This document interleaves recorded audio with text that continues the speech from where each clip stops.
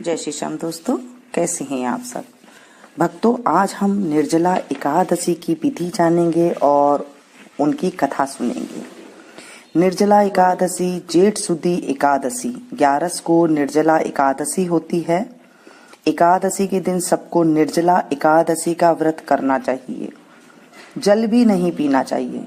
यदि बिना खाए नहीं रहा जाए तो फलाहार लेकर व्रत करे। एकादशी के दिन सब मटके में जल भरकर उसे ढक्कन से ढक दे और ढक्कन में चीनी व दक्षिणा फल इत्यादि रख दें। जिस ब्राह्मण को मटका दे उसी ब्राह्मण को एकादशी के दिन एक एक सीधा और शरबत दे। मेहंदी लगाकर, नथ पहनकर, ओढ़नी ओढ़कर सबको एकादशी के दिन बायना निकालना चाहिए। एक मिट्टी के मटके में जल भरकर ढक्कन में चीनी रुपया रखो।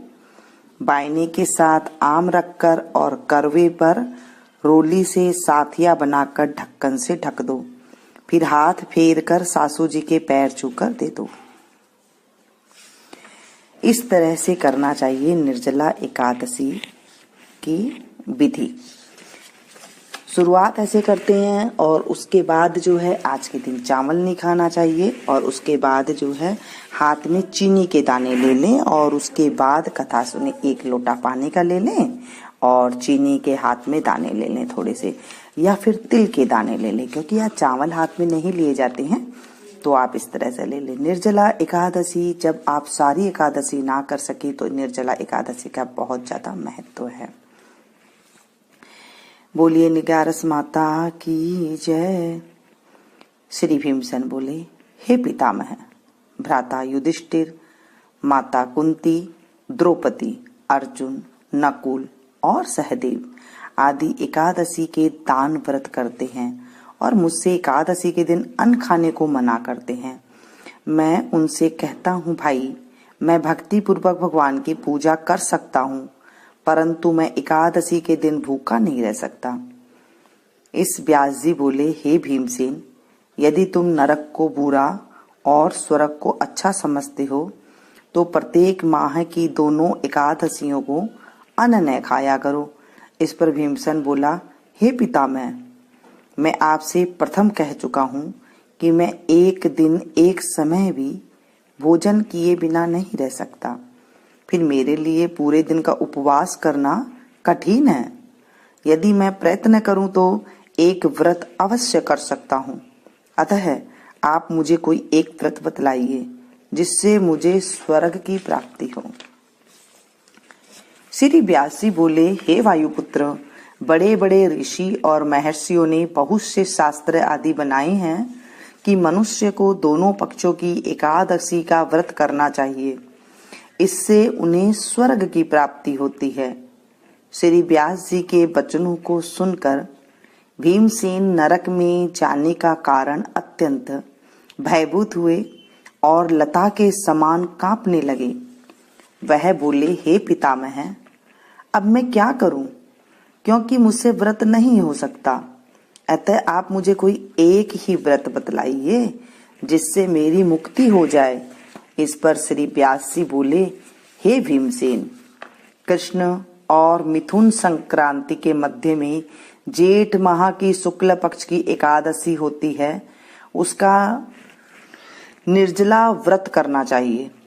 इस एकादशी के व्रत में स्नान और आचमन में जल वर्जित नहीं है, लेकिन आचमन में 3 मासे जल से अधिक जल नहीं लेना चाहिए। इस आचमन से शरीर की शुद्धि हो जाती है।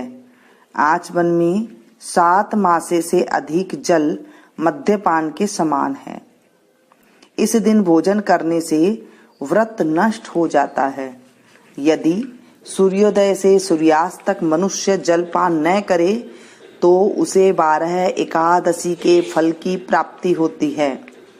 द्वादशी के दिन सूर्योदय से पहले ही उठना चाहिए और स्नान करके ब्राह्मण को यथा योगदान देना चाहिए। इसके पश्चात भूखे ब्राह्मण को भोजन कराना चाहिए। तत्पश्चात स्वयं भोजन करना चाहिए। इसका फल संपूर्ण एकादशियों के फल के बराबर है। हे भीमसेन, स्वयं भगवान ने मुझसे कहा था कि इस एकादशी का पुण्य समर्थ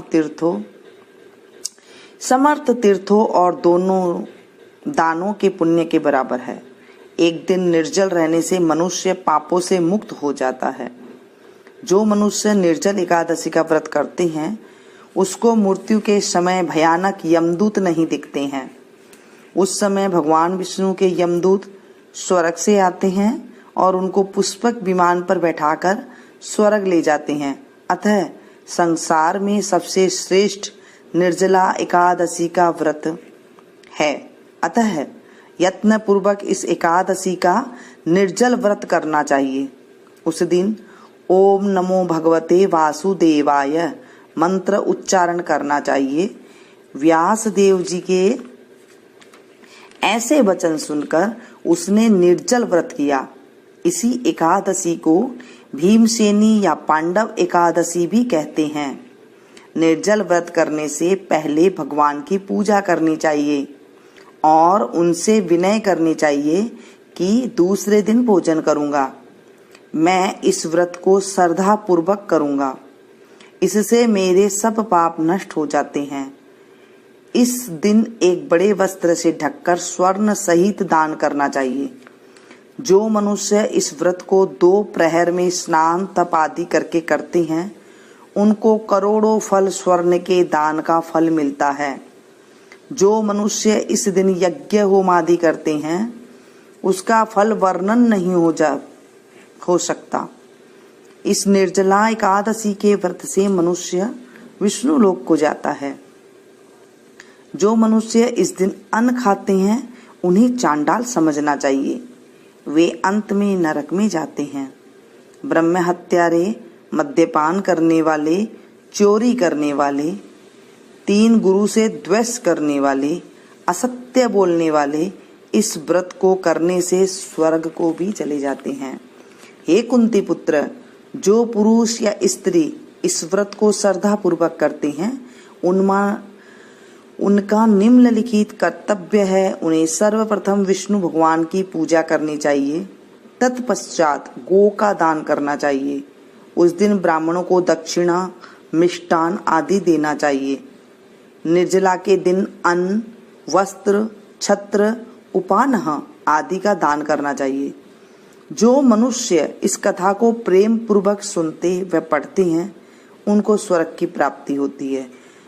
बोलिए एकादशी मैया की जय, विष्णु भगवान की जय, निर्जला एकादशी की जय। इसके बाद जो है हमें कमल नेत्र का पाठ करना चाहिए और उसके बाद आरती करनी चाहिए। श्री कमल नेतर कटि पीताम्बर अधर मुरली गिरधरम मुकुट कुंडल करल कुटिया सांवरे राधेवरम कूल यमुना धेनु आगे सकल गोपियों के मनहरम पीत वस्त्र गरुड़ वाहन सुख नित सागरम करत केल कलोल निस दिन कुंज भवन उजागरम अचल अमर अडोल निस चल पुरुषोत्तम अपरापरम दीनानाथ दयालु गिरिधर कंस हिरनाकुशहरम गल फूल माल विशाल लोचन अधिक सुंदर केशवम वंशीधर वसुदेव छल्यो बलि चलो हरि वामनम जल डूबते गजराकलीनो लंका छेदो रावणम सपत दीप नव खंड 14 भवन किनो राम जी एक पलम द्रौपदी की लाज राखी कहाँ लो उपमा करम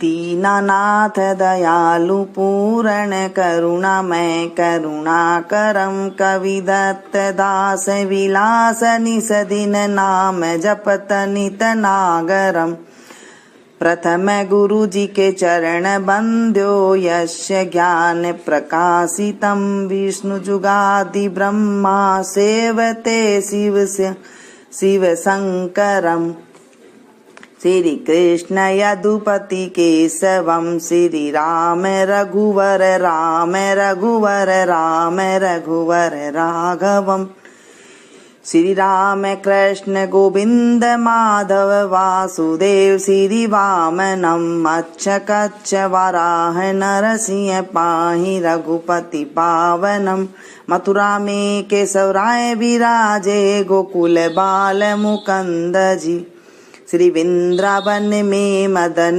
मोहन गोपीनाथ गोविंद जी धन्य मथुरा धन्य गोकुल जहाँ श्रीपति अवतरे धन्य यमुना का नीर निर्मल ग्वाल बाल सखावरे नवनीत नागर करत निरंतर शिव विरंचि मन मोहितम कालिंदी तट करत क्रीडा बाल अद्भुत सुंदरम ग्वाल बाल सब सखा विराजे संगे राधे भामिनी वंशी वट तट निकट यमुना मुरली की टेर सुहावनी बजराधे रघुवंश उत्तम परम राजकुमार जी सीता के पति भक्तन के गति जगत प्राण आधार जी जनक राजा परण राखो धनुष बाण चढ़ावई सतीय सीता नाम जाके श्री रामचंद्र प्रणाम ही धन्य मथुरा खेल गोकुल नंद हरि श्री नंदनम बाल लीला पतित पावन देवकी वसुदेवकम श्री कृष्ण कलिमल हरण जाके जो भजे हरि चरण को भक्ति अपनी देव रे माधव भव सागर के तारण को जगन्नाथ जगदीश स्वामी श्री बद्रीनाथ विश्वम्भरम द्वारिका के नाथ श्रीपति केशवम प्रणमाम्य हम श्री कृष्ण अष्टपद पढ़त निस दिन विष्णु लोक सगच्छितम श्री गुरु रामानंद अवतार स्वामी कृष्ण दात समापत श्री गुरु रामानंद अवतार स्वामी कवि दत्त दास समापतम। विष्णु भगवान की जय। इस तरह से हमें करना चाहिए और उसके बाद जो है हमें आरती कर लेनी चाहिए। आरती आप जगदीश की भी आरती कर सकती हैं या विष्णु भगवान की आरती कर सकती हैं। जय जगदीश हरे ओ स्वामी जय दीनानाथ हरे भक्ति जनों के संकट क्षण में दूर करे। जय जगदीश हरे जो ध्यावे फल पावे दुख बिन से मन का सुख संपत्ति घर आवे कष्ट मिटे तन का। जय जगदीश हरे। माते पिता तुम मेरे शरण गहूँ मैं किसे की ओ स्वामी शरण गहूँ मैं किसे की तुम बिन और न दूजा आस करूँ मैं जिसकी। जय जगदीश हरे। तुम हो एक अगोचर सबके प्राणपति ओ स्वामी सबके दयापति किस विध मिलूं दया मैं तुमसे कुमति। जय जगदीश हरे। तुम पूर्ण परमात्मा तुम अंतरयामी ओ स्वामी आप अंतरयामी पार ब्रह्म परमेश्वर तुम सबके स्वामी। जय जगदीश हरे। तुम करुणा के सागर तुम पालन करता ओ स्वामी आप पालन करता मैं मूर्ख खल कामी कृपा करो भरता। जय जगदीश हरे। तुम हो एक अगोचर सबके प्राणपति ओ स्वामी सबके दयापति किस विध मिलूं दया मैं तुमको मैं कुमति। जय जगदीश हरे। दीन बंधु दुख हरता ठाकुर तुम मेरे स्वामी रक्षक तुम मेरे अपने हाथ उठाओ शरण पड़ा मैं तेरे। जय जगदीश हरे। विषय विकार मिटाओ पाप हरो देवा सरदा भक्ति बढ़ाओ संतन की सेवा। जय जगदीश हरे। जय जगदीश हरे। स्वामी जय दीनानाथ हरे भक्त जनों के संकट क्षण में दूर करी। जय जगदीश हरे। विष्णु भगवान की जय। निर्जला एकादशी की जय। इस तरह करनी चाहिए। दोस्तों पसंद आए तो प्लीज एक लाइक जरूर दीजिए, इसे ज़्यादा से ज़्यादा शेयर कीजिएगा। मिलती हूँ फिर से एक नई कथा के